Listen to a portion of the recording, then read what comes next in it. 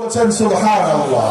আমি আমার উম্মতের নবী, আমার নবীগণের, আমার পূর্বে যারা নবী এসেছেন আল্লাহর জমিনে, তাদের উপর আল্লাহ পাক আমাকে নবুয়ত প্রদান করেছেন। সুবহানাল্লাহ বলবেন না? রাসূলুল্লাহ সাল্লাল্লাহু আলাইহি ওয়াসাল্লামকে মসজিদে হারাম থেকে মসজিদে আকসায় নিয়ে যান।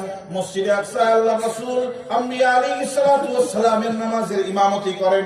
সেইখান থেকে আল্লাহ পাক তার শাহী মেহমানদারির ব্যবস্থা শুরু করেন।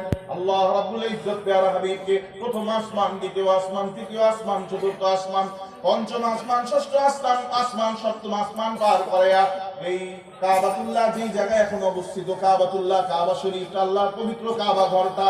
বুঝেননি কথা? কথা বুঝতে পারছেন? কোনো কষ্ট হচ্ছে?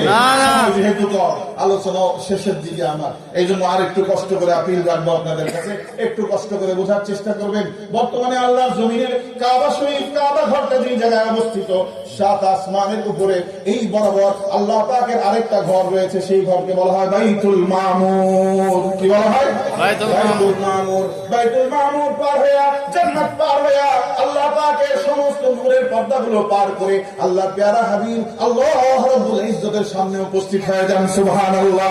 আল্লাহ রাব্বুল ইজ্জতের সামনে উপস্থিত হয়ে যাওয়ার ঘটনা যখন বেঈমান কাফের মুশরিকদেরকে হযরত আবু বকর সিদ্দিক রাদিয়াল্লাহু তাআলা আনহুর মাধ্যমে এই বেঈমান কাফের আবু জেহেল, আবু লাহাব, উতবা, শাইবা আর মক্কার সমস্ত কুফার আর যারা ইসলামের শত্রু মক্কাতুল মুকাররমায় বসে বসে আল্লাহ রাসূলের বিরুদ্ধে, কোরআনের বিরুদ্ধে ষড়যন্ত্র করছে, তাদের কাছে এই সংবাদ পৌঁছাইলো যে আল্লাহ রাসূল সাল্লাল্লাহু আলাইহি ওয়াসাল্লাম এক রাতের ভিতরে মসজিদ হারাম থেকে মসজিদে আকসায় গেলেন।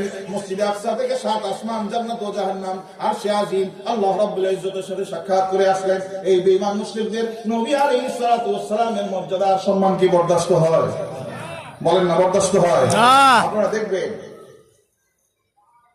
এই জমানায় এমন কিছু মানুষ পাওয়া যেত, হয়তো এখন মানুষ তো হয়েছে যারা উলামায়ে কেরামের মর্যাদা সম্মানকে বরদাস্ত করতে পারত না। কথা ঠিক না? আলেমদের সম্মান, কোরআনের মাটি, আলেমদের মর্যাদার কথা শুনলেই মনে হয় তাদের পরিচয় আগুন ধরে যেত। কথা ঠিক কিনা? আমার ভাইরা, মাঝখানে আরেকটা কথা বলে পিছনের কথার সাথে সংযুক্ত করি। আলেমগণকে আল্লাহ রাব্বুল ইজ্জত বলেছেন, এই আলেমগণ হচ্ছেন আল্লাহর প্যারা হাবিব বলেছেন ইন্নাল উলামা ওয়ারাসাতুল আম্বিয়া।